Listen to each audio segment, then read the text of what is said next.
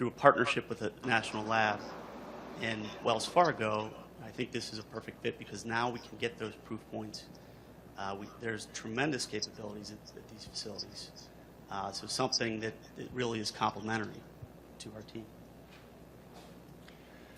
So knowing that de-risking the technology is an important early step in the evolution of your company, at some point you're going to be out there looking to raise expansion capital.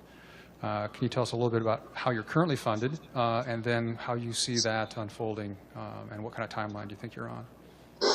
Well, we've actually raised money from a number of different sources. So if you think of all the possible sources, that's how we've raised money. So friends, family, fools, grants. We have some investor money. As an entrepreneur, I've learned you've got to be creative. You know, we also brought in close to $400,000 from strategic partners, so window companies and others around the world. So you know what that's given us, we actually have already commercialized the technology in a first market, the privacy market, which is not the energy market, but I'll get to that in a second. Again, going back to being creative, we had to find a first market that gets us to revenue. Because getting to revenue means traction, and that gets a lot of attention from investors in the broader communities. But the big step in this valley that we're in is how do we access the energy markets? How do we get those proof points? And that's what we're in now. So having a first market, the privacy market, having the partnerships and the proof points, that bridges that gap, that gets us into the big markets. That's how we will scale our technology. We also have a wide range of funding as well.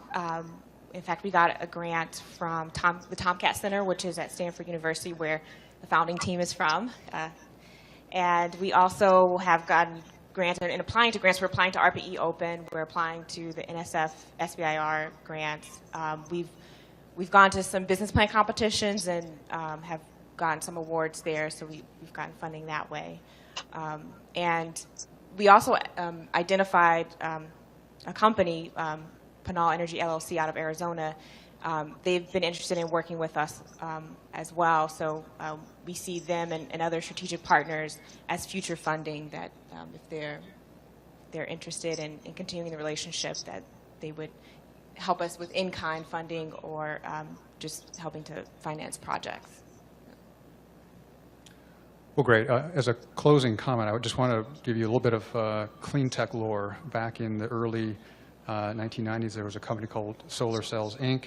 That company, with some investment from the Walton family, became First Solar, almost a $10 billion market cap, and arguably the United States' most successful thin-film solar company. And the federal government had a substantial role in bringing that technology along. The Department of Energy had funded the National Renewable Energy Laboratory to assist First Solar in the early days, again, in that de-risking step. So I think you'll be in good company. I'd love to see a $10 billion market cap for each of you in the next 20 years. All right. Thank you.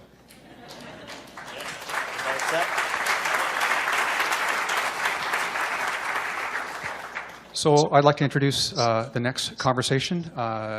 Denny McGinn is a guy I've known for many, many years in his private sector capacity before becoming the Assistant Secretary of the Navy for Energy, Installations, and Environment.